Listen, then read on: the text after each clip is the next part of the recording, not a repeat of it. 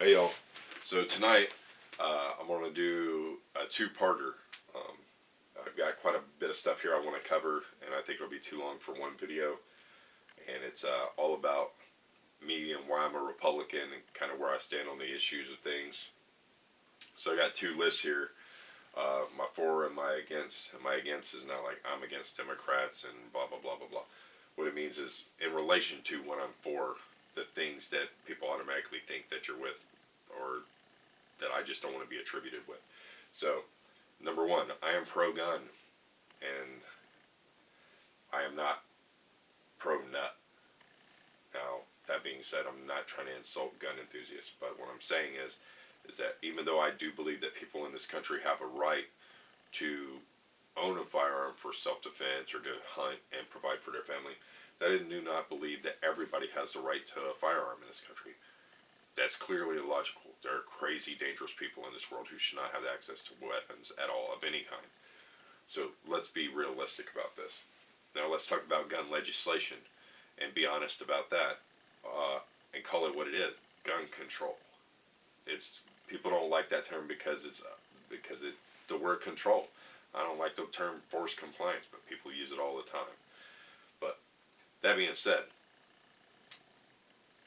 I don't understand here in the state of Florida. If you want to go hunting, uh, you need to first take a safety and education course for firearms. And then you have to pay for a license. And then if you want to buy a gun, not only do you have to pay for that gun, but you have a 3-day waiting period. Why isn't this the case for everybody who wants to buy a gun?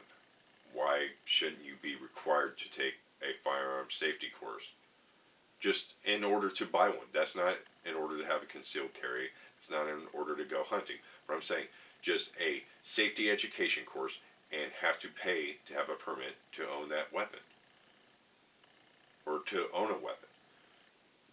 Here in Florida, I understand that it's a state right, and I agree with it, but we have problems, especially with the Pensacola shooting just 2 days ago.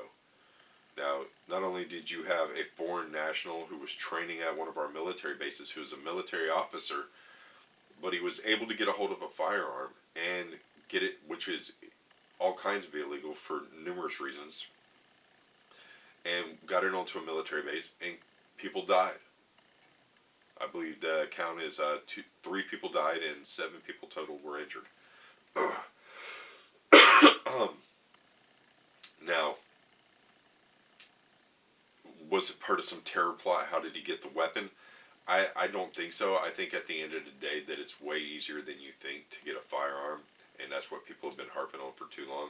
Now, I don't know if it's necessarily a good idea to take away the option of a citizen's right to sell a firearm to another citizen, but there doesn't seem to be a lot of accountability at the citizen end, and I think that's a problem. That's a problem with a lot of things that goes on here in America, is that we've given up our accountability on a number of issues as Americans, and I think that we should hold ourselves as well as everybody else accountable for the situation we've gotten ourselves in. Next, secure borders. I am for secure borders. Why the hell wouldn't you be? I'm not into arbitrary borders and saying that you're a bad person or you're less than us because you came from across this line on a map. That's stupid. Um, I am not for concentration camps, and for detractors who say that that's an ugly term and you shouldn't use that and it's inflammatory. You're concentrating a demographic of people into camps. Sorry, I'm not going to sugarcoat it and call it something else. It's a freaking concentration camp. Um, but realistically, to have secure borders, we have issues with drugs, money, and weapons coming across, all having to do with the cartels. And yes, to some degree, terrorism. So let's be realistic. We need to have more funding for border security. That does not mean a border wall. What it means is we need more people on the ground to be able to get these people who are not coming through regular points of entry properly, legally. We got to be, if they're going to apply for asylum, that's fine. I'm not against that. But what I'm saying is that we got to be able to have people on the ground to get to them when they come across, to detain them temporarily, to be able to identify them, and to be able to process them. Now, I'm a compassionate person. I think that all of those steps are reasonable and would lead to a compassionate treatment of people. I do not want to see another dead kid because of this. That is preposterous. It's totally preventable. Totally preventable. From the same people who sit there and want to talk about abortion rights and every life sacred and they'll let children die. It's disgusting. Foreign aid as part of national security or otherwise. I bring this up because Ukraine is a big topic and we're always about helping our allies and promoting democracy and freedom. But for the most part, if asked, I am against sending money, weapons, or troops to foreign countries as part of foreign aid, national security or otherwise. I mean, Ukraine, all of these things, every decision that we make whenever it comes to this is very delicate. They're very, very, very intricate situations here. I believe that Ukraine has a right to sovereignty and that they should not be infringed upon by any kind of aggression by Russia. Do I think that we should be sending money and weapons to the third most corrupt country in the world? Probably not, but I don't know what else to do in this situation. Again, if you're investing money and we're placing weapons and troops on the ground of, I don't know, military bases that we have in different regions, I feel a little bit differently about that because it's a stabilizing thing. But again, man, it sucks that we have to be the police of the world. Next, the military. I support the military and the troops. Most of them, I don't like flag waving. I don't like fake bumper sticker patriotism. I think that it's grotesque, and I think that when people beat on that drum, that they're ignorant. Because I am against carte blanche for war criminals. I am against blanket bombing. You know what I'm saying? Just indiscriminate bombings with the Predator drone program, killing 50 people to get to one person. I'm against. Look, man, I heard the story, and I can totally dig that you just wanted to talk to the dude, and shit got out of hand, and he ended up dying in a scuffle. I get that, but then you went and took a picture with his dead body, and at my most generous, that's some gruesome stuff, bro. That's conduct unbecoming, and that really goes to show your intent, despite what the rest of your story was. So I'm sorry. I may have just pissed in a bunch of folks' Wheaties, but I don't buy that story just because of the end effect of it.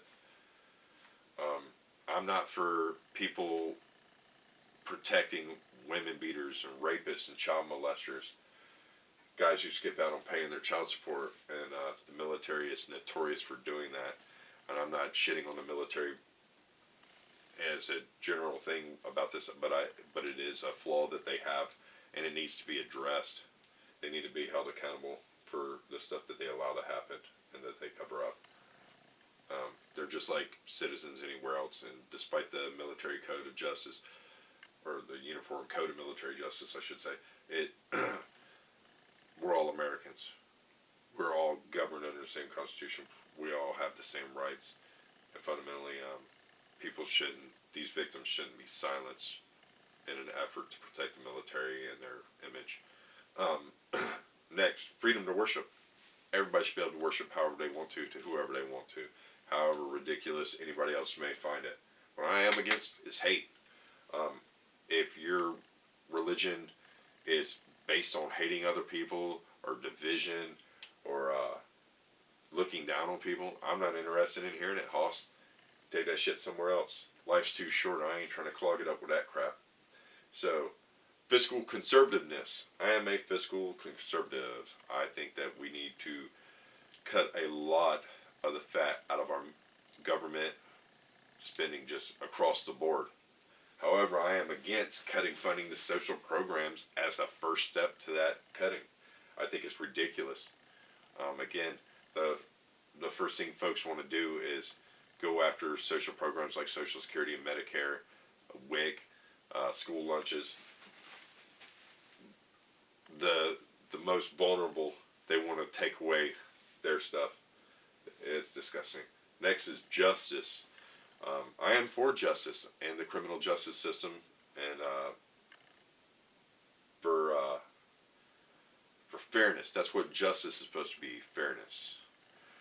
What I am against is the criminal justice system, and I emphasize criminal in that, is that the criminal behavior that sometimes that the justice system gets away with, creating crime where there is none, bad cops getting away with planting drugs on people, murdering people, robbing people, raping people, and covering it up, standing behind that thin blue line. It's I find it disgusting. I think that the people who do good should be honored, and that it's a shame that there are people who just would stay silent and allow their good name to be tarnished by these other people instead of standing up and doing the right thing and calling them out.